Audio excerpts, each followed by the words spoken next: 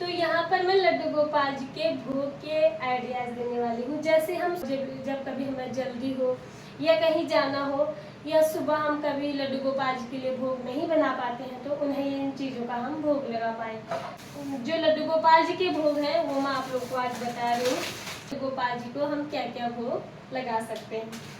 हरे कृष्णा, राधे राधे। कैसे हैं आप सब लोग? आप सभी का स्वागत है आपका अपने चैनल कृष्णा विथ हेमा में। आज की इस वीडियो में लड्डू गोपाल जी के भोग के लिए हम क्या क्या चीज़ें रख सकते हैं। कुछ सूखे भोग भी होते हैं जो लड्डू गोपाल जी को भोग जिनका हम लगा सकते हैं। फलों का भोग तो हम लगाते ही हैं लड्डू गोपाल जी को, जो भी हमारे घर में फल आते हैं। आजकल तरबूजे खरबूजे का सीज़न है तो इसी का भोग मैं लड्डू गोपाल जी को सबसे पहले लगा रही हूँ। सुबह की पूजा हो चुकी है, लड्डू गोपाल जी को सबसे पहले दूध का भोग मैंने लगा लिया था। अब यहाँ पर खरबूजे का भोग लगाऊंगी और साथ ही मैंने दूध गर्म करने को रख दिया है और एक बर्तन में बन रही है मेरी चाय और लड्डू गोपाल जी के लिए काट रही हूँ खरबूजा। जो भी सीजन के फल होते हैं वो घर पर आते हैं और उनका भोग तो हम लड्डू गोपाल जी को लगाते ही लगाते हैं। इसके अलावा लड्डू गोपाल जी को लगाने के लिए कुछ सूखे भोग होते हैं जिन्हें हम साफ कंटेनरों में भरकर रख देते हैं और फिर बाद में हम किस समय और कब उनका भोग लगाते हैं ये मैं आप लोगों के साथ इस वीडियो में शेयर करूंगी। और मैं बाज़ार से कुछ सामान लाई थी लड्डू गोपाल जी के लिए भोग के लिए और वही सामान मैं रख रही हूँ, तो मैंने सोचा आप लोगों के साथ भी ये वीडियो में शेयर कर दूँ। तो आप लोगों से रिक्वेस्ट है, प्लीज़ आप लोग वीडियो को पूरा ज़रूर से देखिएगा। तो यहाँ पर लड्डू गोपाल जी को खरबूजे का भोग मैंने लगा लिया है। आप लोगों के साथ मैंने वीडियो शेयर की थी कि गर्मी में लड्डू गोपाल जी की सेवा कैसे की जाती है। तो मैंने इस तरह से एक बाउल में मैं थोड़ा सा साफ जल ले लेती हूँ, उसमें पुष्प डालकर थोड़ा सा इत्र और गुलाब जल डालकर लड्डू गोपाल जी के हमेशा उनके सामने रख देती हूँ। तो एक विशेष सेवा होती है गर्मियों की। अगर आपने वो वीडियो नहीं देखी तो प्लीज़ चैनल पर जाकर ज़रूर से देख लीजिएगा। लड्डू गोपाल जी के भोग में तुलसी पत्र डालकर उन्हें भोग लगा लिया, जल पिला लिया है और साथ ही ये लड्डू गोपाल जी के वस्त्र हैं जो सुबह इन्हें स्नान कराया था और इनको मैं धो लूँगी। तो इस प्रकार से तुलसी पत्र आज ही तोड़ के रख दिए हैं, कल संडे है। इसके बाद अब हम यहाँ पर थोड़ी देर लड्डू गोपाल जी के भोग उनके सामने रखेंगे और पर्दा लगा लेंगे। फिर ये भोग यहाँ से उठाकर हम इन्हें प्रसाद के स्वरूप में सब ग्रहण कर लेते हैं। तो बस खाना तो हम ही है, क्योंकि भगवान तो खाते हैं नहीं, वो तो सिर्फ हमारी भावनाएं देखती हैं और भगवान को भोग लगाकर जो खाना होता है वो फिर प्रसाद बन जाता है और उस प्रसाद को खाने में जो आनंद है वो आनंद दुनिया के किसी भी भोजन में नहीं हो सकता। तो ये मेरा मानना है। तो यहाँ पर मैं लड्डू गोपाल जी को भोग मैंने लगा लिया है। कम से कम 5-10 मिनट तक ये उनके सामने रखेंगे और पर्दा लगा लेंगे और फिर ये यहाँ से ये प्रसाद हम उठा लेंगे।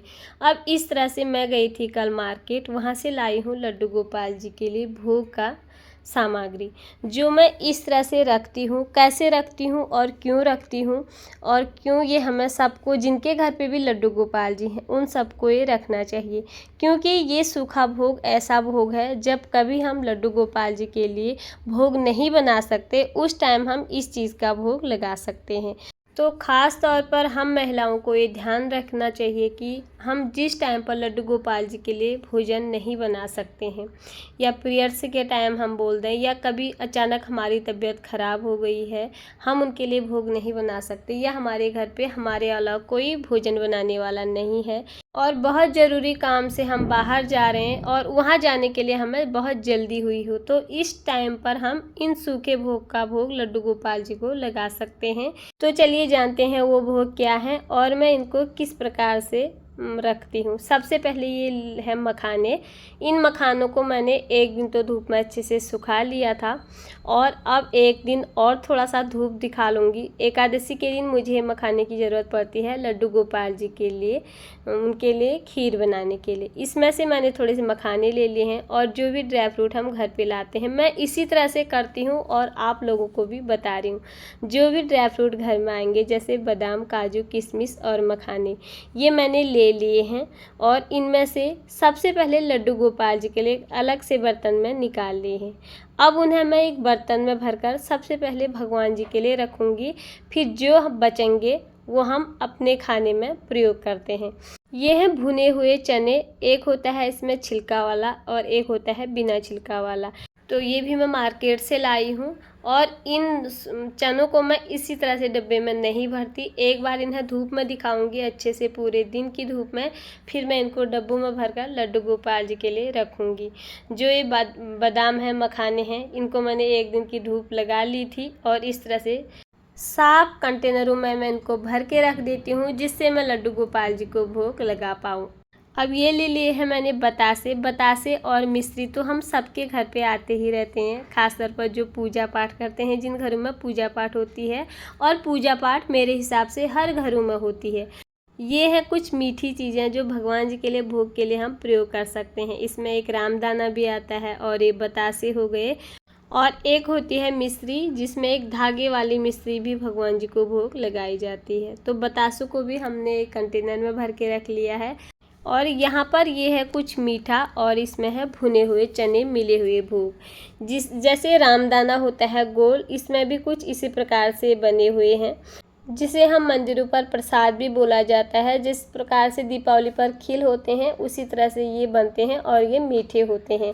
इन पर बाहर से मीठी एक परत लगी होती है और ये भी लड्डू गोपाल जी को भोग में लगाती हूँ और इनको भी साफ कंटेनर में भर के इस तरह से रख देती हूँ। ये है मिश्री जो लड्डू गोपाल जी को हर भोग में लगाई जाती है। जैसे माखन मिश्री, दूध के साथ मिश्री दी जाती है, दही के साथ भी हम थोड़ी थोड़ी मिश्री देते हैं लड्डू गोपाल जी को।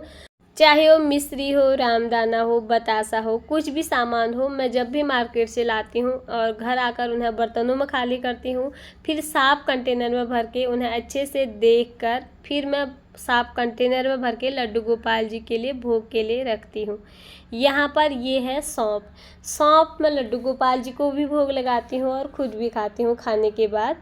तो इस सौंफ को मैं एक बर्तन में खाली करूँगी और एक दिन पूरी इसमें धूप लगाऊंगी और इसके साथ मिश्री मिलाकर ये भी मैं लड्डू गोपाल जी को कभी कभी भोग में लगाती हूँ। तो जो मीठी चीज़ें हैं वो तो मैंने कंटेनरों में भर कर रख ली हैं, और जो सौंफ है, चने हैं, इन्हें मैं अच्छे से धूप दिखाऊंगी, एक दिन की पूरी धूप, और अच्छे से इनको बीन लूँगी, कहीं इसमें कुछ कंकर पत्थर तो नहीं है। और इस प्रकार से लड्डू गोपाल जी के लिए भोग के लिए फिर मैं रख दूँगी। इसके अलावा आप लड्डू गोपाल जी को लौंग, इलायची, मुख शुद्धि के लिए कभी कभी इस चीज़ का भी भोग रख सकते हैं। तो मैं कैसे लड्डू गोपाल जी के लिए भोग रखती हूँ, और इन सब जो भी मेरे घर पर कोई भी चीज़ आती है सूखा भोग, सबसे पहले उसमें से मैं एक हिस्सा निकाल कर भगवान जी के लिए अलग करती हूँ और अपने खाने के लिए मैं एक अलग से कंटेनर में रखती हूँ। आज मैं वही भोग लड्डू गोपाल जी के लिए रख रही थी और मुझे ऐसा लगा आप लोगों के साथ भी मैंने ये वीडियो शेयर करनी चाहिए। तो दोस्तों, कैसी लगी आपको ये वीडियो ज़रूर बताइएगा, क्योंकि हम एक दूसरे से बहुत कुछ सीखते हैं। मैं आप लोगों को देखकर बहुत कुछ सीखती हूँ, जो मुझे आता है वो मैं बताने की कोशिश करती हूँ। तो आपको आज की ये वीडियो अच्छी लगी हो तो प्लीज़ वीडियो को लाइक, और चैनल में पहली बार आए हैं तो चैनल को सब्सक्राइब ज़रूर कर दीजिएगा। फिर मिलती हूँ आप लोगों से किसी और वीडियो में। तब तक के लिए आप सभी को हरे कृष्णा, राधे राधे। आप सभी का वीडियो देखने के लिए बहुत बहुत धन्यवाद।